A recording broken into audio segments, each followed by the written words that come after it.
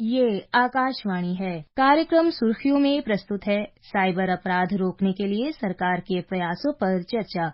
इसमें भाग ले रहे हैं भारतीय साइबर अपराध समन्वय केंद्र में निदेशक दीपक विरमानी। कार्यक्रम का संचालन कर रहे हैं निखिल कुमार। आज का दिन कई मायनों में बड़ा खास है और देश के गृह मंत्री जी ने आज देश की साइबर सुरक्षा पर बात की है। आइए सुनते हैं उन्होंने क्या कहा। साइबर सुरक्षा अब केवल डिजिटल दुनिया तक ही सीमित नहीं है। साइबर सुरक्षा राष्ट्रीय सुरक्षा का एक अहम पहलू बन गया है, जिसके बगैर हमारी राष्ट्र की सुरक्षा भी करना असंभव है। इसलिए I4C जैसे प्लेटफॉर्म्स इसमें बहुत बड़ा योगदान कर सकते हैं। दीपक जी, साइबर क्राइम अपने आप में एक बहुत बड़ा टॉपिक आज के समय में हमारे लिए बन चुका है। एक सामान्य सा प्रश्न आपसे पूछना चाहूंगा कि हमारे जीवन में साइबर सुरक्षा का कितना महत्व है और ये आवश्यक आज के समय में क्यों हो चुका है?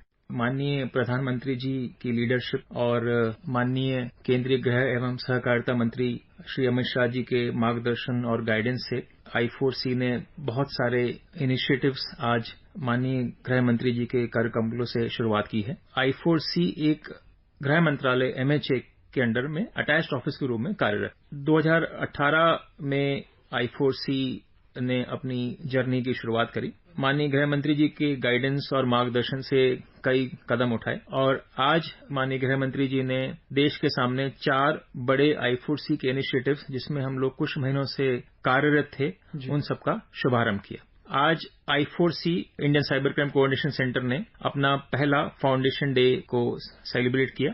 आपने बिल्कुल सही सवाल किया। ऑनरेबल प्राइम मिनिस्टर ने हमेशा कहा है कि साइबर सुरक्षा को हमें आइसोलेशन में नहीं देखना चाहिए। साइबर सुरक्षा अब नेशनल सुरक्षा का अहम पहल बन गया है और इसलिए आज जब हमारा विज्ञान भवन में ये फंक्शन हो रहा था, जिसमें माननीय होम मिनिस्टर साहब थे, उसमें उन्होंने महत्व दिया कि हम सभी संस्थानों को, सारे इंस्टीट्यूशंस को, सारे स्टेक होल्डर्स को, जैसे कि पुलिस अधिकारी, banks, telecom service providers, school के बच्चे, इन सबको मिलकर हमें एक साथ इस क्राइम के खिलाफ लड़ना होगा और साइलोज में नहीं काम कर पाएंगे। ऑनरेबल गृह मंत्री जी ने इसमें फोकस किया कि अब हमें नीड टू नो की जगह हमें ड्यूटी टू शेयर की तरफ जाना पड़ेगा।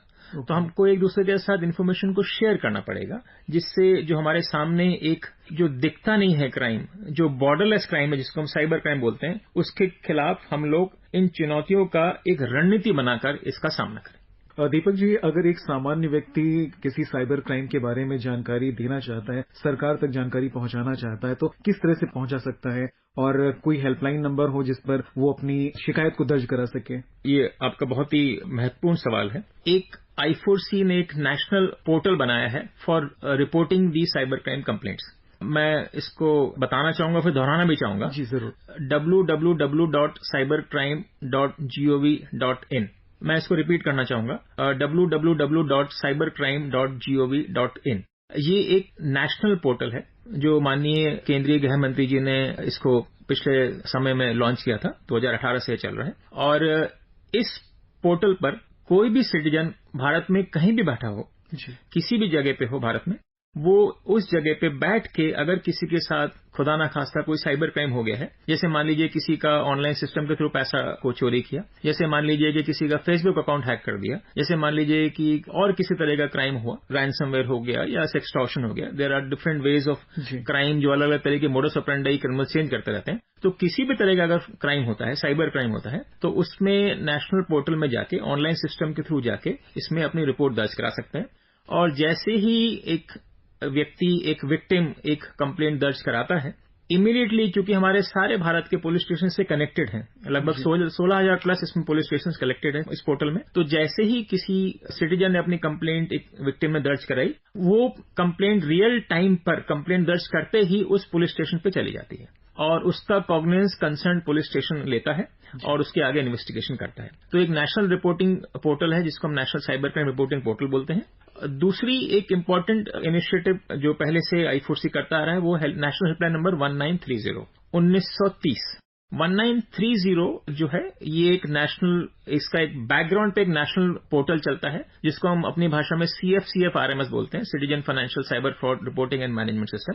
इसमें लगभग 330 banks, financial intermediaries, fintech companies, कुछ और भी रेगुलेटर्स होते हैं जिसको पेमेंट एग्रीगेटर्स बोलते हैं। ये सारे संस्था को हमने एक जगह पे इंटीग्रेट कर लिया है। तो अगर किसी का पैसा, आप देखते होंगे अमूमन कि जब किसी तरह का ऑनलाइन फाइनेंशियल फ्रॉड होता है तो नॉर्मली साइबर क्रिमिनल्स पैसे की लेयरिंग करते हैं। तो यानी कि मान लीजिए मेरे साथ कोई साइबर क्राइम हुआ तो मेरे बैंक अकाउंट से पैसा एक दूसरे बैंक में जाएगा, दूसरे से तीसरे में जाएगा, तीसरे से चौथे में जाएगा, चौथे से पांचवें में, फिर वो पैसा निकाल लेते हैं। तो पैसा निकालने कई तरीके हैं। कभी वो एटीएम से पैसा निकालते हैं, कई बार वो बैंक में जाके किसी अनजान व्यक्ति को भेज देते हैं जिसको मालूम ही नहीं होता क्या कर रहा है वो, और एक चेक से पैसा निकाल लेते हैं, कभी क्रिप्टो करेंसी से निकाल लेते हैं। तो अलग अलग तरीके से जो साइबर क्रिमिनल पैसा निकालने की कोशिश करता है। तो भारत सरकार गृह मंत्रालय को ये लगा कि क्यों ना इन सभी को एक साथ जोड़ा जाए। तो समय समय पे जैसे माननीय गृह मंत्री जी दिशा आदेश देते हैं, उसी के गाइडेंस के हिसाब से हम आगे बढ़ते हुए हमने एक हेल्पलाइन नंबर लिया और एक बैकग्राउंड पे एक पोर्टल तैयार किया।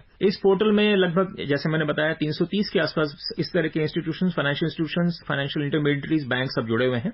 और जब भी किसी का अगर पैसा चोरी होता है तो हम गुजारिश करते हैं कि वो विक्टिम 1930 नंबर को कॉल करें, 1930 को। 1930 के सारे स्टेट्स और यूनियन टेरिटरीज में कॉल सेंटर्स पुलिस इसको मैन करती है और चलाती है, और अमूमन मेजॉरिटी ऑफ द स्टेट्स और यूनियन टेरिटरीज में ये नंबर 24 घंटे चलता है। तो जब सिटीजन कॉल करता है कि मान लीजिए कि मेरा एक पैसा निकला, तो सिटीजन से बहुत बेसिक डिटेल्स पूछे जाते हैं इस कॉल सेंटर द्वारा कि आपका कितना पैसा निकला, आपके कितने ट्रांजैक्शंस हुए, आपके ट्रांजैक्शंस का थोड़ा सा जो डिटेल होता है जो थोड़ा डिटेल्स बता के उस कंप्लेंट को तुरंत दर्ज कर लिया जाता है। और एक टोकन के रूप में जब एक कंप्लेंट दर्ज होती है तो टोकन के रूप में जहां पैसा जिस वक्त पड़ा हुआ है, जैसे कि मल्टीपल बैंक से पैसा जब साइबर क्राइम निकालता है तो जिस जगह पैसा पड़ा हुआ है वहां पे एक बैंक को सतर्कता मिलती है कि ये पैसा यहां पे आया है, उसको रोकने की कोशिश करें। और अगर ये पैसा दूसरे बैंक से तीसरे बैंक में चला गया है तो तीसरे बैंक को टोकन जाता है, तीसरे से चौथे में गया, चौथे को टोकन जाता है। तो हमारी पूरी कोशिश हुई है कि किसी तरह से इस पैसे को रोका जाए। और ये मुझे बताते हुए खुशी हो रही है कि I4C और सारे स्टेट्स और यूनियन टेरिटरीज की पुलिस ने मिलकर along with banks and financial institutions हमने आज की तारीख तक लगभग 2900 करोड़ रुपया लोगों के बचाए हैं, जो लगभग 8.5 लाख विक्टिम्स के पैसे थे। दीपक जी, आपने जो बातें बताई बहुत ही महत्वपूर्ण बातें थी। मैं आपसे ये जानना चाहूंगा कि आजकल जो अब साइबर अपराध होते हैं उनकी टेंडेंसी की अगर हम बात करें तो जहां फाइनेंशियल साइबर क्राइम हो तो सिर्फ पैसे के लिए होते हैं, लेकिन कुछ व्यक्तियों को टारगेट करके, खासतौर पे किसी पर्सन को टारगेट करके जो साइबर क्राइम किए जाते हैं उनका दायरा सीमित होता है। लेकिन जो साइबर क्राइम पैसों से रिलेटेड होते हैं वो कहीं से बैठकर कहीं भी हो सकते हैं। तो ऐसे में राज्यों की भूमिका किस तरह से देखी जा सकती है, कोऑर्डिनेशन किस तरह का होता है, उनका काम किस तरह से जोड़ा जाता है इसमें? जैसे मैंने अभी आपके सामने एक पॉइंट रखा था कि साइबर क्राइम चूंकि बॉर्डरलेस है जी, मेरा किसी जगह पे मान लीजिए एक राज्य में मेरा बैंक अकाउंट है, मैं आज दूसरे राज्य में काम कर रहा हूं, जो साइबर क्रिमिनल है, जो फ्रॉडस्टर है, वो तीसरे जगह से, तीसरे राज्य से वो कॉल कर रहा है, चौथे राज्य से वो किसी तरह से SMS भेज रहा है जिसमें गलत लिंक होता है, जिससे हम अगर क्लिक कर दें तो पैसा जाने की संभावना रहती है, पांचवें स्टेट से ATM से पैसा निकाल रहा है। नॉर्मल क्राइम में हमें मालूम है कि ये क्राइम कहां से ओरिजिनेट होता है, बट साइबर क्राइम में जो हॉटस्पॉट्स हैं भारत में और इंटरनेशनल वो आइडेंटिफाइड है, लेकिन कौन उसका ओरिजिनेशन ऑफ क्राइम है ये पता लगाने में समय लगता है। तो इसलिए सबसे इंपॉर्टेंट चीज जो उसमें निकल के आती है वो आता है कोऑर्डिनेशन। और चूंकि police and public order state subject है हमारे संविधान में, सो पुलिस का बहुत बड़ा महत्व है। पुलिस इसमें इन्वेस्टिगेट करता है, पुलिस इसमें सारे स्टेट की और राज्यों की पुलिस और केंद्र शासित प्रदेशों की पुलिस इसमें इन्वेस्टिगेशन करती हैं अपने अपने दायरों में, अपने अपने जुरिडिक्शन में, और क्रिमिनल्स के खिलाफ केसेस चलाती हैं। तो एक बहुत बड़ा महत्व है सभी स्टेट्स और यूनियन टेरिटरीज का, बट हम सबको मिलकर ही इसमें काम करेंगे तो रोकने की कोशिश कर सकते हैं। इसमें जन जागरूकता का स्तर कैसा होना चाहिए, किस लेवल से चीजें शुरू की जा सकती हैं? साइबर क्राइम का सबसे इम्पोर्टेंट पार्ट, जो सबसे इम्पोर्टेंट जो हम लोग मानते हैं पहल और सबसे इम्पोर्टेंट स्टेप जो मानते हैं वो है प्रिवेंशन, बचाव as the common citizen of the country. एक नागरिक के रूप में मुझे अपने बचाव के लिए खुद भी मेहनत करनी पड़ेगी। जैसे कि आप अपने घरों में देख लीजिए, आपके अपने घर में आप ये कोशिश करते हैं कि आपका दरवाजा ठीक हो, आपकी खिड़कियां बंद हो, और आप वो थोड़ी सतर्कता बरतते हैं। उसके बाद अगर खुदा न खास्ता कुछ क्राइम होता है तो फिर बाद में पुलिस आती है। तो one of the major part as the responsibility of every citizen is to take the prevention measures. हमें कभी भी किसी तरह का अगर कोई फ्रॉड कॉल आती है हमें उससे डरना नहीं चाहिए। कई बार आपको देखेंगे कि लुभाने की कोशिश करते हैं ग्रीड के रूप में कि अगर आप इतना पैसा डाल दें तो आपका पैसा डबल हो जाएगा, ट्रिपल हो जाएगा। हम उसमें किसी तरह से बहकावे में आ जाते हैं और उसमें कभी कभी सोशल इंजीनियरिंग का भी यूज करते हैं साइबर क्रिमिनल्स कि इस तरह से बात करेंगे आपसे कि आप उसके बहकावे में आ जाएंगे और अपने पैसे को आप डालना चालू कर देते हैं और जब आप पैसे को वापस निकालने की कोशिश करते हैं तब आप रियलाइज करते हैं कि पैसा तो निकल नहीं पा रहा है। तो वहां पे अगर हम लोग ये मान के चलें कि फियर, कोई किसी ने आपको कॉल करके बोला कि आपके पार्सल में कोई ड्रग्स मिला है जी, और मैं आपको डिजिटली अरेस्ट करता हूं, आजकल एक क्राइम बहुत चल रहा है, डिजिटल अरेस्ट नाम से जानते हैं, तो स्काइप कॉल करके आपको एक जगह पे अरेस्ट कर देते हैं, स्काइप कॉल के थ्रू आप उस कमरे से बाहर नहीं निकल सकते हैं। तो वहां पे डर का माहौल पैदा करते हैं, आपको बोल दें कि मैं फलाना पुलिस से बोल रहा हूं, मैं फलाना एजेंसी से भारत सरकार की बोल रहा हूं, हमने आपको डिजिटल अरेस्ट कर लिया। इसी तरह से लुभाने वाली स्कीम्स लेकर आते हैं कि आप बस ये छोटा सा काम कर दीजिए, जरा सा घर बैठे बैठे काम करें, इसको पार्ट टाइम जॉब स्कैम बोलते हैं। तो घर बैठे बैठे आप दुगुना तिगुना चौगुना कर सकते हैं पैसा। स्टॉक ट्रेडिंग के बारे में बहुत सारे फ्रॉड चल रहे हैं जिसमें कहा जाता है कि आपका पैसा शाम तक 1.5 गुना हो जाएगा, अगले दिन तक 2 गुना हो जाएगा, तो आपको लुभाने की कोशिश करते हैं। वो सारे के सारे जो इस तरह के एप्स हैं, फ्रॉड एप्स हैं, लिंक के माध्यम से कई बार आपके पास आ जाते हैं, कभी कभी एसएमएस के थ्रू आते हैं, कभी कभी और माध्यम के रूप में आते हैं। तो इन सब से भी हमको खुद ही सावधानी बरतनी पड़ेगी, हमको सोचना पड़ेगा कि क्या ये कॉल जेन्युइन कॉल है, हमें सोचना पड़ेगा कि क्या ये जेन्युइन एसएमएस है, फिजिकली देखते हैं कि भाई कोई बंदा घर पे ना आ जाए, ऐसी हमको भी अपने प्रिकॉशंस को खुद को रखना पड़ेगा। और खुदा न खास्ता अगर हम इसका क्राइम का पार्ट समूह हमारे साथ साइबर क्राइम हो जाता है तो फिर हमको immediately cyber crime reporting portal cybercrime.gov.in पे हमें कंप्लेंट दर्ज करनी चाहिए। दीपक जी, मीडिया जन जागरूकता बढ़ाने में और इस तरह के अपराधों पर अगर हम रोक लगाने की बात करें या इन्हें न्यूनतम कम से कम करने की बात करें तो मीडिया किस तरह से अपनी भूमिका निभा सकता है? और मैं आपसे साइबर दोस्त हैंडल के बारे में भी जानना चाहूंगा अपने श्रोताओं के लिए।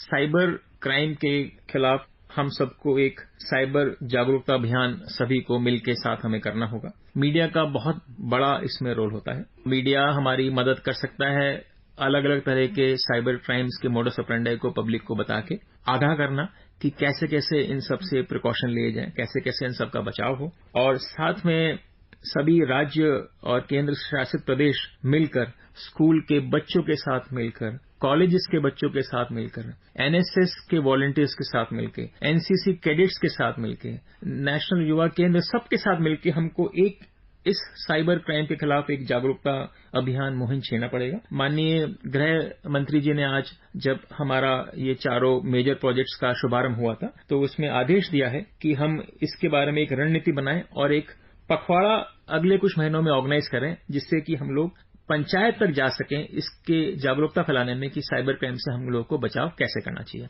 दूसरा जो आपने कहा I4C भारतीय साइबर अपराध समन्वय केंद्र, हम लोग एक हैंडल चला रहे हैं जिसका नाम है साइबर दोस्त। ये हैंडल हर तरह के सोशल मीडिया प्लेटफॉर्म्स जैसे कि ट्विटर, फेसबुक, इंस्टाग्राम, अलग अलग सभी प्लेटफॉर्म्स से हम लोग अवेलेबल हैं। जैसे मैंने बीच में बताया कि साइबर क्राइम की मोडस ऑपरेंडी समय समय पे बदलती रहती है, उसकी रूपरेखा बदलती रहती है। लक्ष्य जो होता है क्रिमिनल्स का ये होता है या तो हमारा किसी तरह से डेटा चुराएं या किसी तरह से हमारा इंस्टाग्राम, फेसबुक को हैक करने की कोशिश करें। इसी लक्ष्य में अलग अलग तरह के मोडस ऑपरेंडी बदलते हैं। तो हम लोग I4C में इन डिफरेंट तरह के मोडस ऑपरेंडी को एनालाइज करते हैं समय समय पे, और उसके बाद सिटीजन्स के लिए साइबर सेफ्टी टिप्स निकालते हैं। अगर इस तरह का कोई फोन आता है, कोई एसएमएस आता है, इस तरह के क्राइम की बात करता है तो आपको बचाव कैसे करें। तो मैं गुजारिश करूंगा सभी सज्जनों से और दी सिटीजन्स ऑफ द कंट्री से कि आप लोग काइंडली साइबर दोस्त हैंडल को प्लीज ज्वाइन करें किसी भी सोशल मीडिया हैंडल पर, जिससे कि जो हम समय समय पे साइबर सेफ्टी टिप्स निकालते रहते हैं वो आप तक पहुंचे और हम सब मिलके एक दूसरे का साइबर क्राइम से बचाव कर सकें। दीपक जी, आपने तमाम महत्वपूर्ण बातें हमारे साथ में साझा की, हमारे श्रोताओं इससे लाभान्वित होंगे। स्टूडियो में आने के लिए, हमसे चर्चा करने के लिए आपका बहुत बहुत धन्यवाद। Thank you very much. नमस्कार। अभी आप सुन रहे थे साइबर अपराध रोकने के लिए सरकार के प्रयासों पर चर्चा। इसमें भाग ले रहे थे भारतीय साइबर अपराध समन्वय केंद्र में निदेशक दीपक विरमानी। कार्यक्रम का संचालन कर रहे थे निखिल कुमार। ये कार्यक्रम आकाशवाणी के समाचार सेवा प्रभाग द्वारा प्रस्तुत किया गया। इसे आप हमारे mobile app news on AIR और YouTube channel news on AIR official पर भी सुन सकते हैं। इस कार्यक्रम के संबंध में अपनी प्रतिक्रिया आप हमें ईमेल या व्हाट्सएप के माध्यम से भेज सकते हैं। ईमेल का पता है airnsdtalks@gmail.com और व्हाट्सएप नंबर है 9289094044।